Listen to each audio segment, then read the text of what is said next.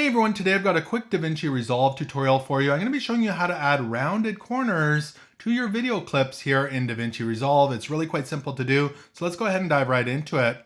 Now the first thing we need to do with a video clip here in our timeline is left click on it so it is highlighted with the red perimeter. Then we're going to head down to the bottom and you'll find the Fusion tab down here. Go ahead and left click on the Fusion tab. This will take us over to Fusion. Make sure that your media in here has the red border around it. If it doesn't, go ahead and select it. And what we're looking for right here is a small icon. It's a square or a rectangle. It says with 4 nodes around the perimeter. It's actually called rectangle. So we can go ahead and left click on that. And you're going to see it's going to put a rectangle over top of our video. Now, this isn't our whole video clip. So over here on the right hand side, you'll see width and height. We can actually take those all the way out to the right hand side to get the full video clip. Maybe we'll bring it in here a little bit. You can adjust it to whatever size you want.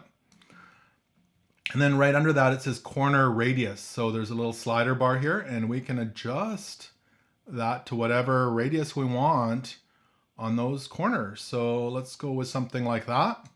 Now, if we jump back over to our editing tab, you can see that that's been applied to our video clip. And there's some black around it. That's the background on here. Maybe I'll put a background behind it.